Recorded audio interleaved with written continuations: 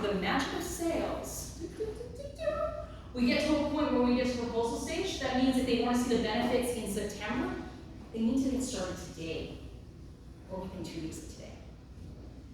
This is how we create sense of urgency all the way through. Right? Where do you want to be at the halfway point? When do you want to start to see the benefits? When do you want to start to see your investment coming back to you all the way through?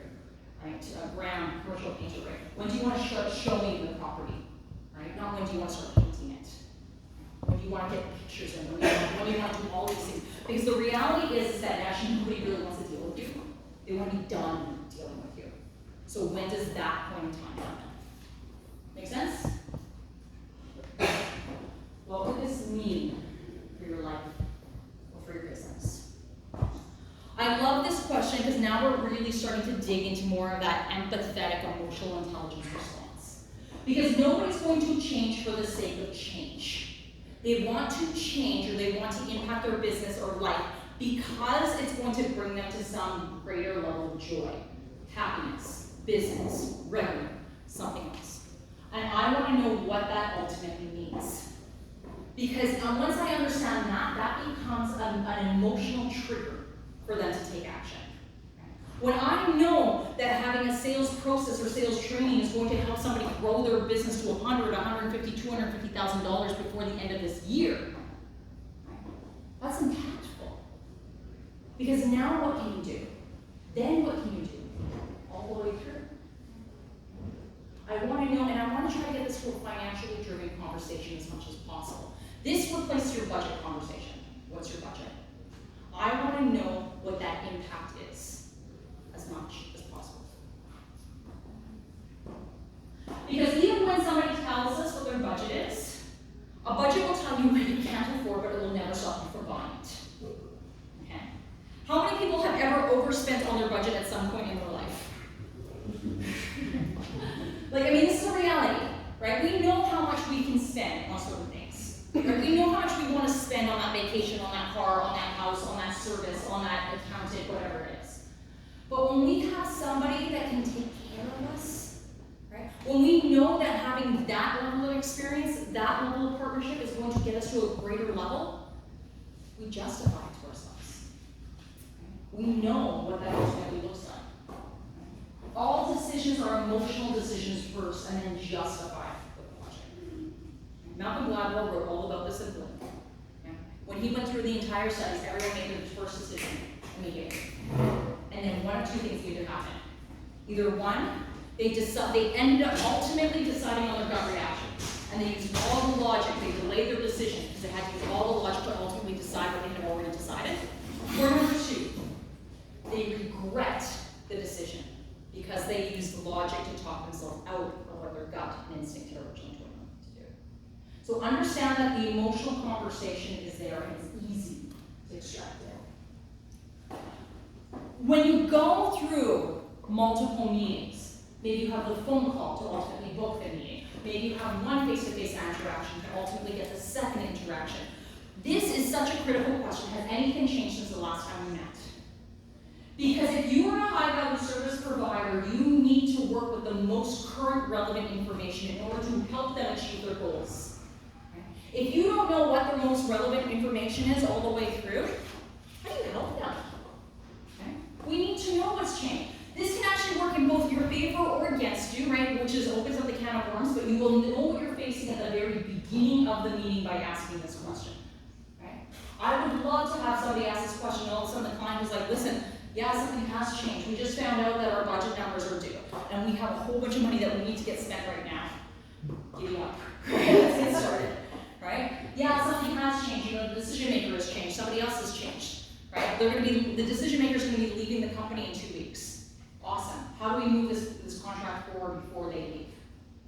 Whatever it is, so that you have the information all the way through. The reality is life and business can change very, very quickly. And we need to understand where we currently are. If you have met with a client and then the next meeting you have is like 3 months, 6 months later, this is such a critical conversation. Because realistically, you're not even on the same sales cycle anymore. You're kind of back to square one. So find out where you are. Don't go ahead and just say, hey, I know I sent you a proposal 6 or 9 months ago, right? Where are you at with that decision? Their life has completely changed. Which brings me to this point, is that to never, ever assume. Thinking is one of the worst possible things you can do in your sales cycle. Okay? Hands down. I want you to know where the client is. I want you to know who's going to be a part of that decision. I want you to know where they think it's going to impact their bottom line. If you go through the conversation and for any given time, as you're starting to put together your proposal, you're like, well, I think, I need you to stop right there. And if it's a lot of things, right, book another meeting. If it's one or two, get on the phone and just get clarification.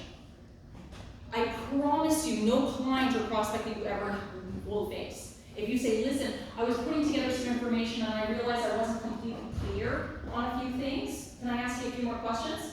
Absolutely. What kind of amateur show is this? No, they're going to be honored, right? They're like, yes, I finally have someone that actually really wants to know more about me before they go ahead and pitch me a solution. Which brings us to this point. We cannot help someone get better in the future unless we know where they currently are. And not just where they are, but what the impact will be if they do not change. What would happen if you stayed in another 6 months, another year, another 3 months, another week, whatever the impact or the reasons why they're going to change, and the reasons why they're making that decision with you. The reality is that people see themselves in a worse situation today if nothing changes than the reality. Right? If I have to lose 10 pounds and I don't lose 10 pounds and I stay this way for another 6 months, I can see myself just being in this terrible, well, I'm gonna not feel as comfortable when I'm on the beach on my vacation, and I just don't feel as confident. And and if you're working with business owners, right, I promise you the reality is not actually what they believe, but everyone is always one paycheck away from being completely bankrupt and having to close down their business and go find themselves a job. Don't fear this conversation. These are fears that somebody has.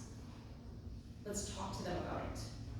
Because you cannot help someone understand where they're going to be unless we know the reality, or at least what they believe to be the reality today. Because after that, after we understand the ramifications of them not changing, we can understand where do they want to be in the future. Because no matter what, if not changing from the current state leaves us in a terrible emotional situation, picturing the future puts us in such positivity. People will always picture themselves to be far better off in a year than they are. We picture ourselves to be bigger than in a year and less than in 5 years.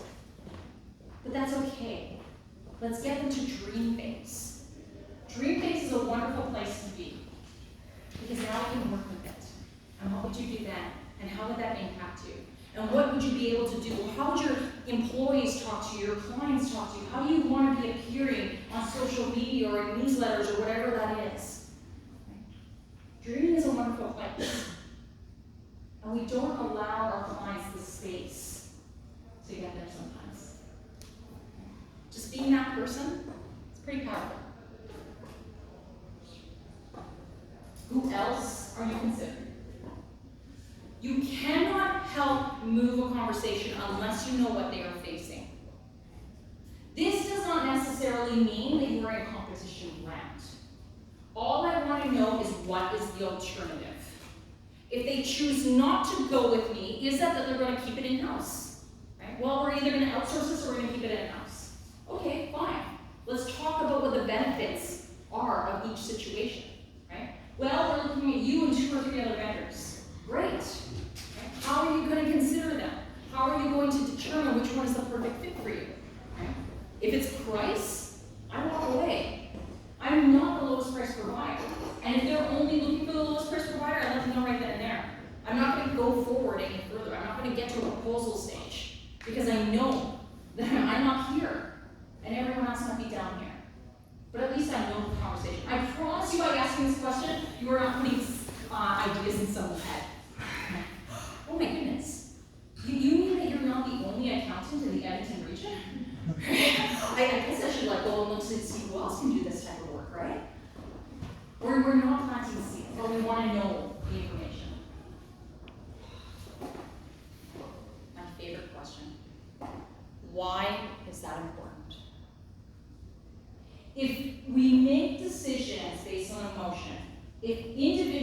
are irrational, illogical creatures. This is the grounding question. This is the reasons why we even want to move forward. This is the reasons why we've decided to become entrepreneurs or business owners. This is the reasons why we're investing, so that we can work with more clients, so that we can become the #1 employer in the Edmonton region, so that we can ultimately contribute 1% of our bottom line to some charity. This is the bigger picture behind all of this.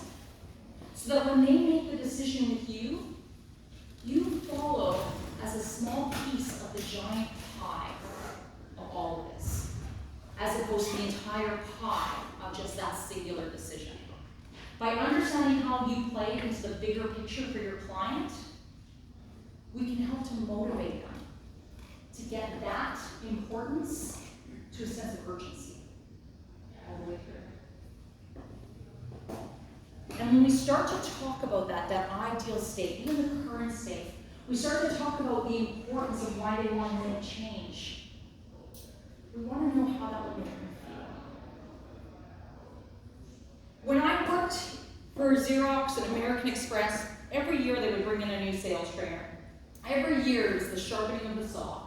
And a sales trainer would come in for 3 days, and we'd all be sequestered in a boardroom, and we would talk about all the logical reasons of how to create an ironclad business case that a client would never say no to, right? Here's how you can quantify all the value that you're ultimately giving them. So that when you get to the soft cost number, Kim, and you're showing them that return on investment, they're gonna say yes, because logically it makes sense. And I was like, okay, I got this. And in Xerox, it was called speeds and feeds. It was how fast the paper could come through the printer and how fast it could spit it out, right? And when I could show a client that if they moved from a 30-page per minute copier to a 40-page per minute copier, and they're printing off that report every quarter, ultimately we can save them $8,000 a month. And the client would say, yeah, well, think about that. What are you, stupid? And we're saving you $8,000 a month. Like, logically, this makes sense, Mr. Customer. And I get that.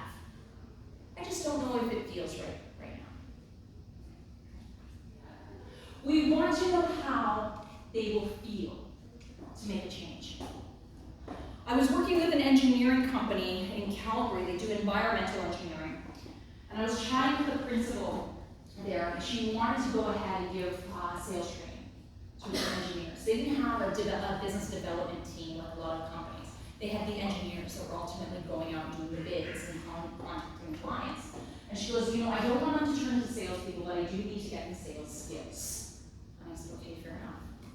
I said, why is it important that you look at this right now? And she goes, well, she's like, the last couple of years have been really hard. She goes, I've watched my colleagues, I've watched companies across the street and around the area have to lay off half their staff, close their doors. She goes, we're not going to do that. I said, okay. And if that did happen, how would that feel? And she started to cry. She goes, Kim, these people are my family. She goes, I cannot fail my family. It's okay. And when we get you the process, when you understand how to use those sales skills to bring yourself more business, what would that allow you to do? She's like, well, of course, like, it's gonna be great. We're gonna build our company, we're gonna be able to be like more better in the bids that we're putting out there, we're gonna be able to attract the right clients. And how would that feel? And a smile crossed her face. And she said, that would be amazing. She goes, I want to be the leader that helps my people get to that level. That was the first meeting interaction. But chances are she wasn't connecting with that with anyone else. I ultimately got the deal all the way through. But we were aligning entirely the emotional reasons why this was so important. Because people will always buy with emotion and then justify with logic. Get them to feel amazing after your product or service is completed with you, and it becomes a no-brainer.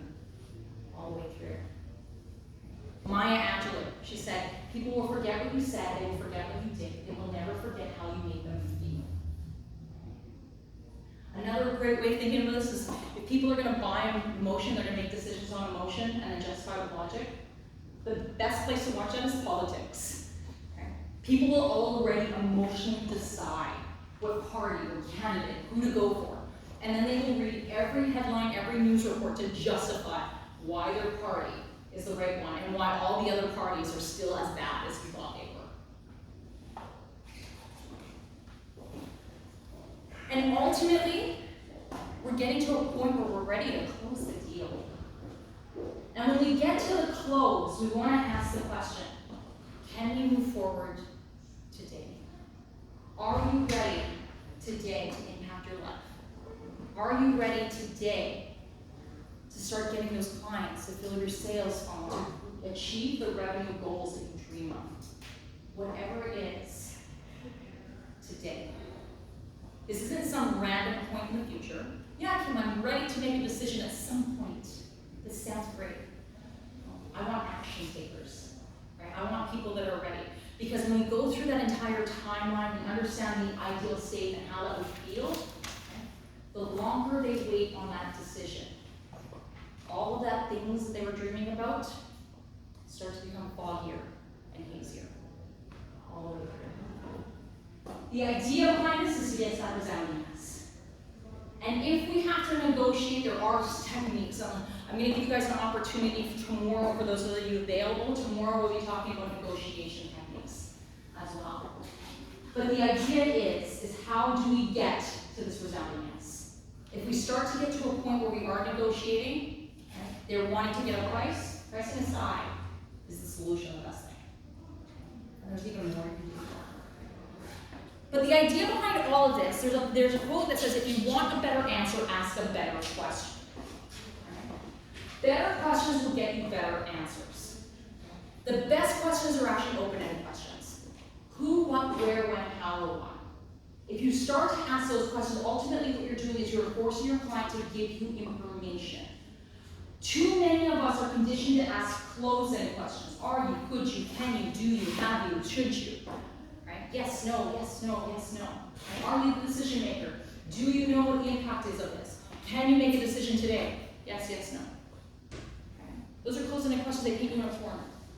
Right? Whereas open-ended questions, and when you have more information, you're ultimately able to continue to pull that discovery string and create more value and more value. Positioning yourself not just from a service provider, but to a premium service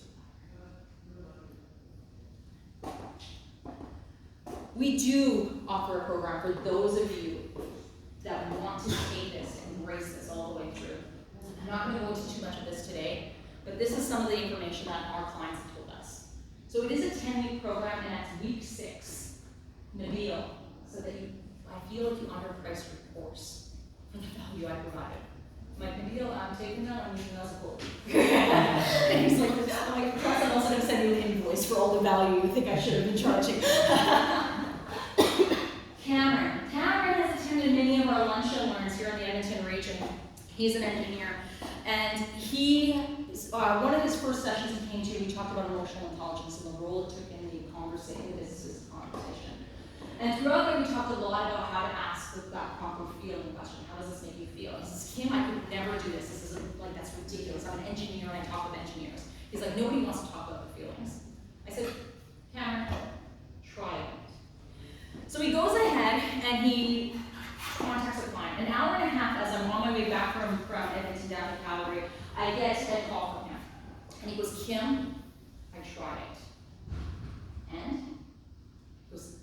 And the client went from like not communicating with me to all of a sudden like being ready to move forward on the deal. I'm like, that's fantastic, Cameron. I told you it would be. So we get off the phone. 30 minutes later, he gives me another call. I said, what happened? And he goes, well, I had to make sure it wasn't a one-time thing, that it was going to work again. He goes, I called another client. He goes, all of a sudden they told me, you know what, we feel really good about this relationship. Why don't you send us the contract? He goes, it was like magic or something. Okay, so because Oprah loves to give gifts, I'm going to give you guys an Oprah gift. Okay? We have a lunch and learn tomorrow. charge $27 for it. And because you guys have graced me with your presence, thank you so much. I want to give you guys a gift. We're going to give you a $20 off coupon to ultimately get you to $7 for the lunch. Right? You text that number, right? Caitlin will go ahead and respond back to you with a special link. You can't even get lunch for $7, you guys. We're going to give you lunch, and we're going to cover tomorrow negotiation tactics that work on your clients and your kids. Those of you that are parents, this is a great time to learn how to negotiate with all those little humans that you might have to be running around. Okay. What time is that for? So we start at 11:45, right? We ask people to show up for 11:45 at 12 to 1. Boom, boom. Right, 1 o'clock, you're done. We'll be hosting this at Beaver House, Organizer, so right across from the YMCA, right in downtown, on 3rd Street. Is it 101, 103rd Street? Right? Yeah, question? This includes the negotiation. We're going to be talking about negotiations this time. Yeah. So you're not going to see the exact same presentation again. I'm going to give you guys a different one. Although you can be experts if it comes to questions. 3, 2, 1. I have a question. Yeah, hold on one second, Dan. You missed your chance, Daniel. Why do we do all this, you guys? Right? I introduced you to KO Advantage Group, and I told you guys that I'm also LinkedIn's most influential sales leader to follow. This is my most influential sales leader to follow. This is also the #1 value of our company. This quote. You can have everything you want in life when you help enough people get what they want. I truly believe this. And whatever you need to help you get those sales cycles, get those clients, start closing those premium dollar contracts, we're here for you. We end every classroom of KO Sales U with this question. Because education is not the same as application. I do not want you guys just to feel smarter by leaving this room. I actually want you to do something with all of that education. So for those of you that have notepads and everything, I want you to put a little star and write down the one thing that you're going to do today that is going to have a significant impact on your business. Right? Is it a phone call? Is it connecting with a client? Is it using that question in your next meeting? Whatever it is. Right? Maybe just texting us for that lunch and learn ticket. So we can ultimately help. That's it, guys. Thank you.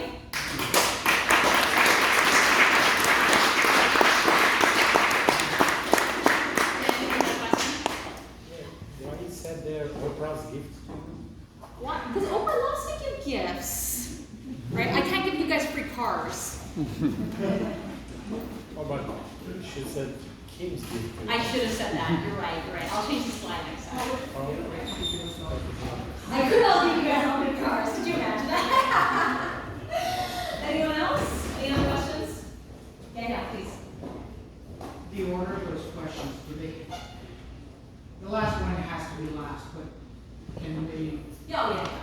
I mean, ask for lead qualification questions in your very first meeting, right? That's the first 3 or 4. Yeah, right? And then after that, and then you're ultimately creating value, right? Now, the thing with the sales cycle is that you may be in value creation stage without getting completely clear on your lead qualification.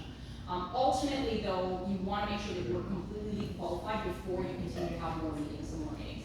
Because if you don't get the lead qualification ones down, you're going to start to get to a point where you're wasting time, right? We need to know where, here's the thing, it's like, if I find out, if I'm working with somebody and I'm like, where do you want to be in a year from now? And they're like, oh, Kim, you know what, I would just love to make $30,000 this year, right? For me, I know that that's not a client that is lead qualified for me, right? Because that doesn't make me excited, right? When I can help somebody go from like $0 to $150,000, that makes me excited. Right? And I want to work with people that I'm excited to work with, not people that are like, yeah, okay, right? I can help you with that, right? Like that's not a problem, right? So because the lead qualification is ultimately asking, do I want to work with this person? Am I the right person for this client?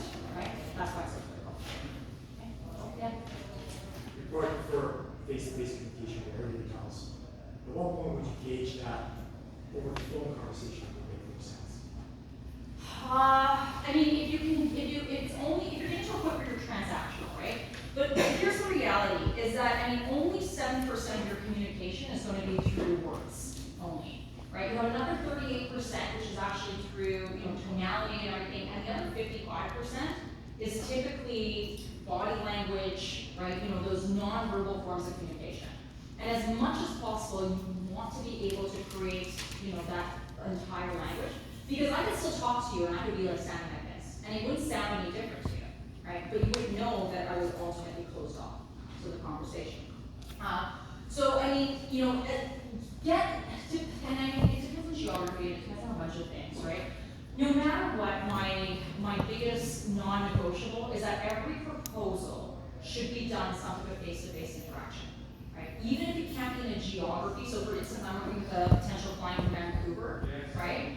I could fly it to Vancouver for it, right? For the value of the contract, it doesn't quite make sense for me to include that. But we are going to use a Zoom to be able to, so I can still see their face, I can still see their reaction, so that I can read some of those pieces of body language, right? That otherwise, if I sent them an email and then said, hey, you know, let's go through this proposal over the phone, we're just not going to get it.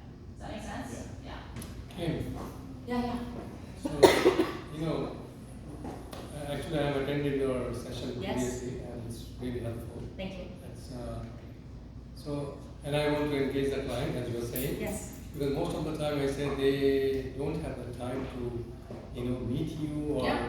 and nobody cares. Look, he doesn't have the app also Zoom that I never say, okay, let's connect on Zoom. Yep. So how do you deal with that situation? Like yesterday I got a call. Yep. Okay, then I wanted to meet that client. The client said, yeah, sure. And then he asked me, I asked him those questions you were told, okay, to engage the client. Yeah. I did all those things. And then I said, okay, send me the, so obviously he was looking for a price, which Yeah. I didn't give. Yeah. And then because I wanted some more information, then I asked him like, okay, can you send me the detail of the property and all those things?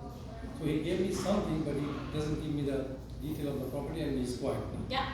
So what do I understand? That he's not ready at this stage, that means? I don't even Just know. getting a price or fishing around for a I wouldn't price? even say that he's not ready. I would say that he's not an ideal prospect for you, right? Like I mean, you know, like hold yourself at a higher standard, right? Like one of my biggest values is like open honesty and transparency. And if I'm not working with somebody that is open, honest, and transparent with me, how do I give them an open and honest and transparent response to their solution, or know ultimately where I'm going to help them, right? If somebody's going to sit there and hold their cards really close to their chest, right? I'm like, you know what? That's not a good thing. Right? And here's the reality, so that they can't sit down with you to understand how you're going to ultimately help them. When are they going to sit down with you when you're ready to help them? Right? Like they're not. So I would like, you know, and if you want to throw out a price, throw out a price. Right? If you want to throw out a range, throw out a range. We'll talk about this tomorrow when we talk about negotiations.